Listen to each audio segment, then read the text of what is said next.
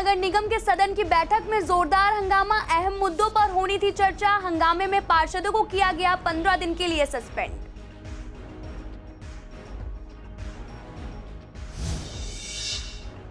अवैध शराब को लेकर पूर्व मंत्री डॉक्टर नरेंद्र नाथ ने जनता के साथ किया प्रदर्शन। विश्वासनगर में अवैध बिल्डिंग में खोली जा रही थी शराब की दुकानें। एमसीडी द्वारा नोटिस के बाद शराब की दुकानों को कराया गया बंद। नई आबकारी नीति के तहत शराब की बिक्री निजी हाथों में। सीसीएन के रिपोर्टर ने लिया शराब की दुकानों का जायजा। दुकानों में नहीं है शराब का स्टॉक।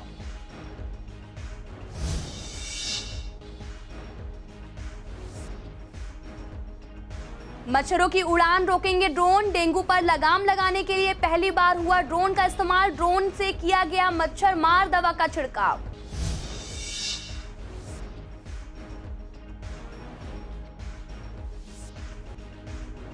दिल्ली में प्रदूषण की स्थिति को देखते हुए रेड लाइट ऑन, गाड़ी ऑफ कैंपेन का दूसरा चरण।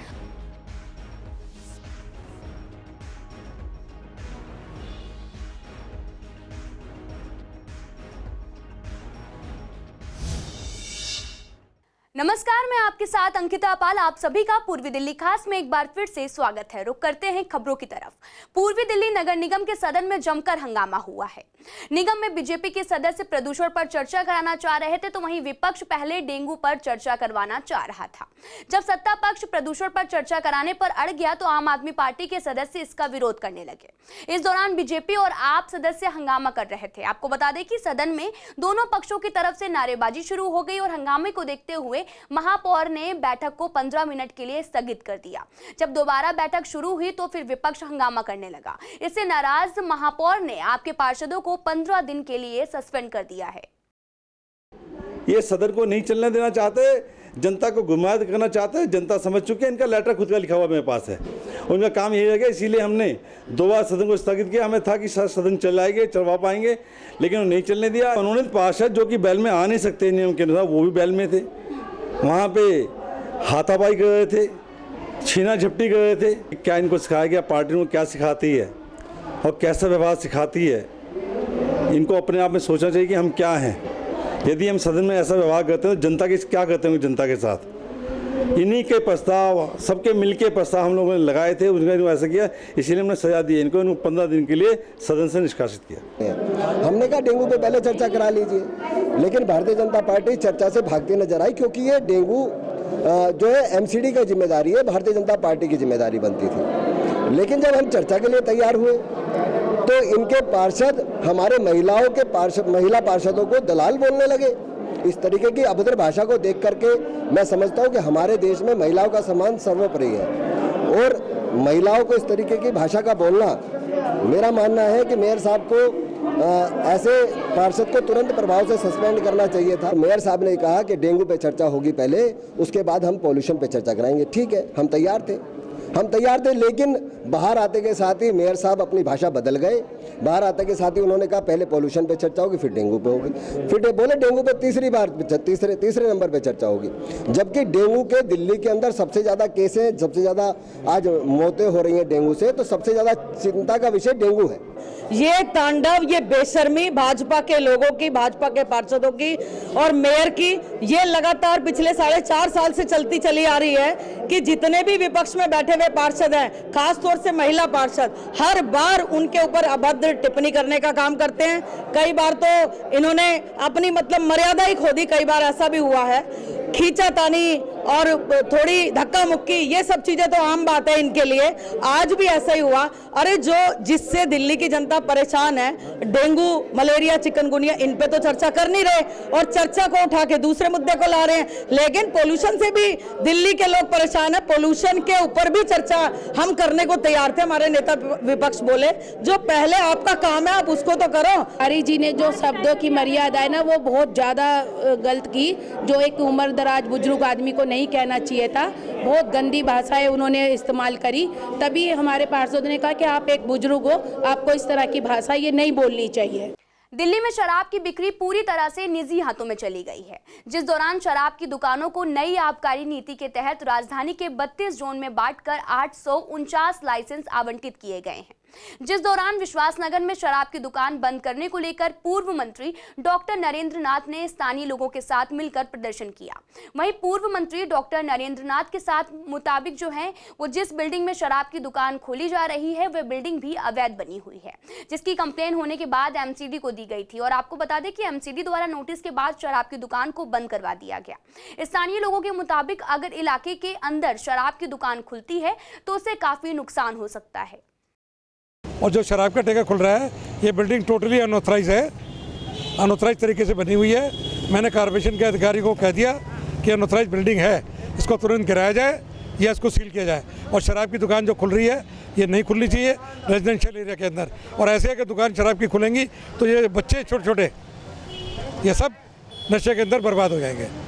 ये केजरीवाल सरकार जो इस तरह शराबी की दुकानें खुलवा रहा है, मैं समझता हूँ केजरीवाल दिल्ली की जनता को और दिल्ली के बच्चों को शराब डालने की पिलाने की आदत डाल रहा है और दिल्ली के लोगों की जनता को बर्बाद कर रहा है। इस शराब के ठेके को जैसे ही क्षेत्र की जनता को पता चला तो यहाँ पर सुबह करीब कम से कम 500 तादाद में यहाँ आ गए और शराब के ठेके के लिए मना करने लगे कि यहाँ शराब का ठेका नहीं खुलना चाहिए।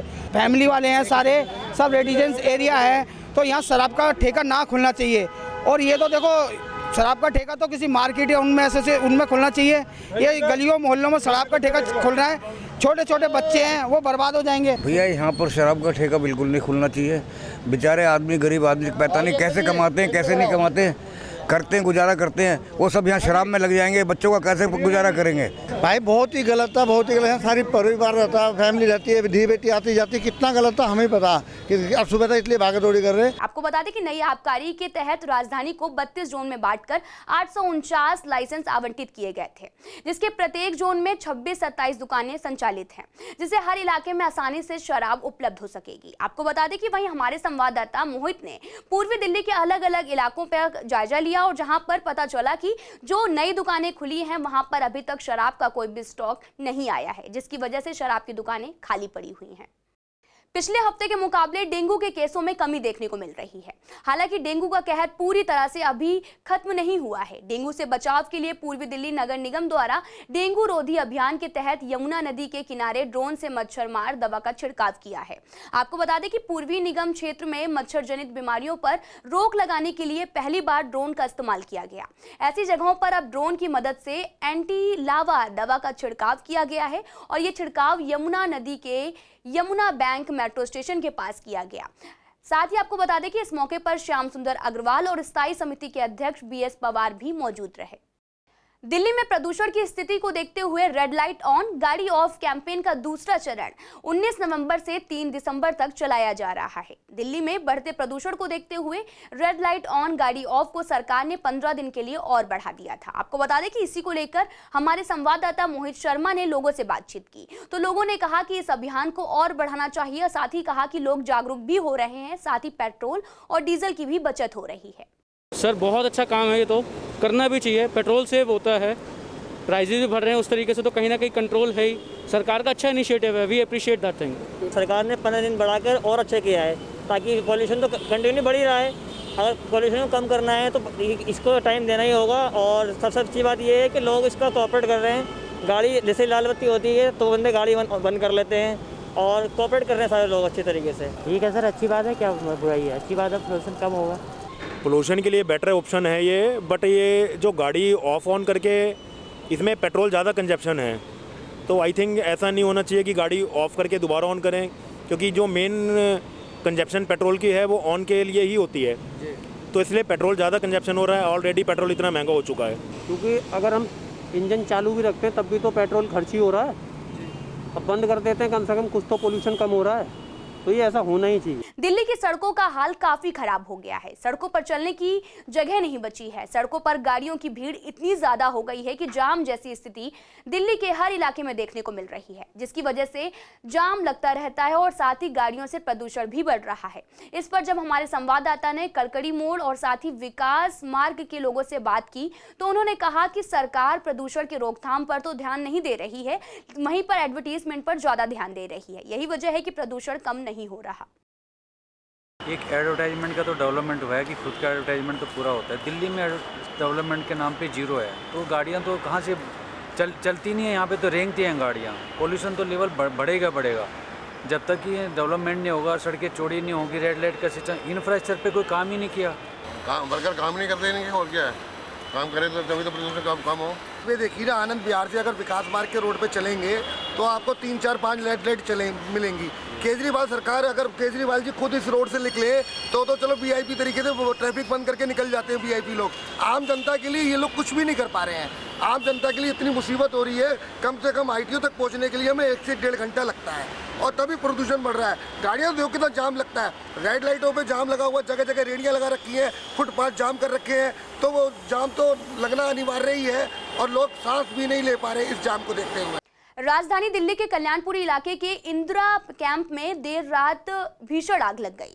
आग लगने के कारण का पता चल गया है। आपको बता दें कि कुछ बच्चे आग जलाकर हाथ सेक रहे थे, तभी बच्चे आग जलता हुआ छोड़कर चले गए, तभी ये आग अचानक एक झुग्गी में लग गई जाके। आपको बता दें कि बताया जा रहा है कि आग इतनी भयावह थी कि मौके पर फायर ब्रिगेड की 3 गाड़ियां मौके पर पहुंची, तब भी आग पे 5 दुकानें जलकर खाक हो गई। वहीं किसी व्यक्ति की भी हताहत होने की खबर सामने नहीं आई है। वहीं पीड़ित का कहना है कि झुग्गी में आग लगने से घर का सामान पूरी तरह से जलकर खाक हो गया है, जिसके बाद से उनके पास अब जीवन यापन करने के लिए कुछ भी नहीं बचा है। लोगों ने बताया कि यहाँ पर बच्चे हाथ सेक रहे थे, उनमें से कुछ बड़े भी थे, वो एकदम हाथ सेक के कुछ भाग गए, और वो उसके कारण से यहाँ से चिंगारी छिड़की और वो आग लग गई। माल की तो बहुत हानि हुई है, 70-80 हज़ार रुपये का माल जल गया है, बाकी एक मिस्त्री थे वो बच गए। साजिश के थ्रू ये काम हुआ है। अच्छा। आग लगाई गई है जहाँ तक की उम्मीद है, क्योंकि अगर आग का वो बहुत ऊपर जो आग लगती है, नीचे आग लगी है, और इनका ये राजवती जी हैं, इनके घर में देखो पूरा देखोगे, पूरी हालत पूरी इनकी खराब हो चुकी है, जर्जर पूरा एक सामान जल चुका है, पूरे जान माल का खतरा भी था। और ये जो गैर कानूनी प्रकार से जो पटरी चलने के लिए बनाई गई है, आज दिन एक्सीडेंट होते रहते हैं, और इस पर कब्जा कर रखा है लोगों ने। करीब 12 साढ़े 12 बजे की बात है, यहाँ से दोनों साइडों में आग लगी। मेरे यहाँ से पूरा वायर जा रहा है तार का, ये अंदर तलक यहाँ पे पूरे में छत से लेकर के धड़ाम से पूरे में आग लगी है। पार्कों में अच्छी देखरेख नहीं होने की वजह से लोगों ने पार्कों में घूमना फिरना बंद कर दिया है। पार्कों में अब हरियाली नहीं है। मालियों की कमी ने पार्कों की रौनक खत्म कर दी है। पार्कों में पानी ना देने की वजह से पेड़ पौधे सूख रहे हैं। कुछ महीने पहले ही दिल्ली जल बोर्ड ने पार्कों में मोटर भी सील कर दी थी, जिसकी वजह से पानी पेड़ों में नहीं डल रहा है। कोर्ट ने दिल्ली जल बोर्ड से पानी की व्यवस्था करने के लिए कहा था, लेकिन अब भी कुछ भी नहीं हुआ है वहाँ पर। देखिए, जहाँ तक पार्कों की बात है, आज वार्ड 29 में 97 पार्क्स हैं, छोटे बड़े मिलाकर, जिनमें 73 पार्क्स में हमारे मोटर समर्सिबल पंप्स लगे हुए हैं, जिनमें से लगभग मैं समझता हूँ आज की डेट में लगभग 12 पार्कों के अंदर मोटर्स ख़राब हैं, जिसका अभी टेंडरिंग सिस्टम अभी हमारे डायरेक्टर हॉर्टिकल्चर ने हमें बताया कि 2-3 दिन के अंदर हो जाएगा, क्योंकि अभी तक तो मौसम बरसात का था, बारिश के बाद में अब 1 महीना निकल गया है, तो थोड़ा सा पानी की समस्या तो आई रही है। कुछ पंप्स को सील दिल्ली जल बोर्ड ने किया था, और क्योंकि उन्होंने कहा कि 5 किलो की रेडियस में आपके पार्क्स आते हैं, लेकिन हमने उनको कहा कि हमारा नहीं आता, लेकिन जो एक बार सील हो जाता है तो उसको डीसील करने में तो प्रॉब्लम आती है। लेकिन हाई कोर्ट ने भी उनको कहा कि आप जल प्रोवाइड करिए, ना तो दिल्ली जल बोर्ड ने अभी तक प्रोवाइड किया हमको पार्कों में पानी देने के लिए टैंकर्स उपलब्ध नहीं कराए।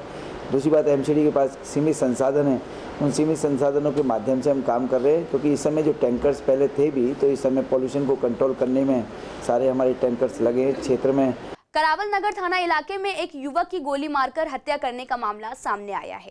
मृतक का नाम हिमांशु कश्यप है और साथ ही पुलिस ने हिमांशु के शव को पोस्टमार्टम के बाद परिजनों को सौंप दिया है।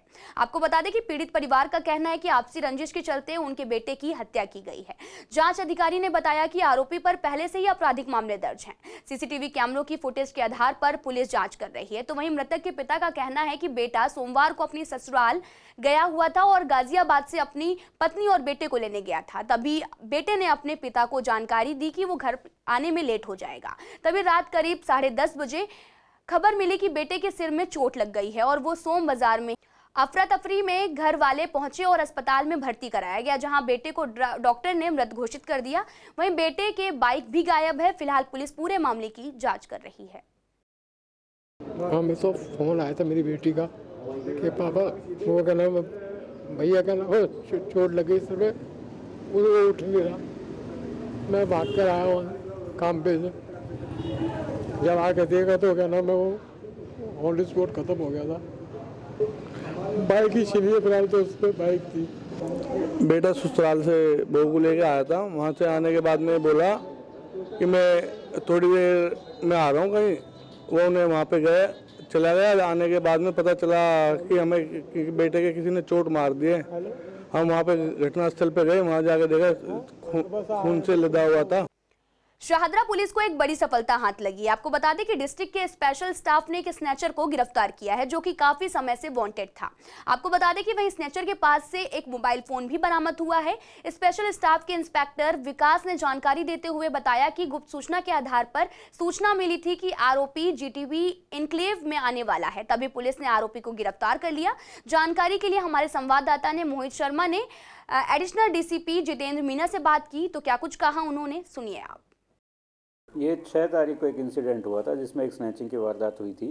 उसमें ये accused Imad alias Aamir wanted था, 22 साल का ये है, जाफराबाद का रहने वाला है और इसको ट्रैप लगा के कल पकड़ा है। इसकी 4 प्रीवियस इन्वॉल्वमेंट है जिसमें 2 आर्म्स एक्ट की भी इन्वॉल्वमेंट है और एक ये जो हमारे यहाँ का इंसिडेंट है जो 7 नवंबर का, उसको मिला के टोटल अब तक इसकी 5 इन्वॉल्वमेंट हो गई है। फिलहाल पूर्वी दिल्ली खास में इतना ही। तमाम खबरों के लिए आप देखते रहिए CCN न्यूज़।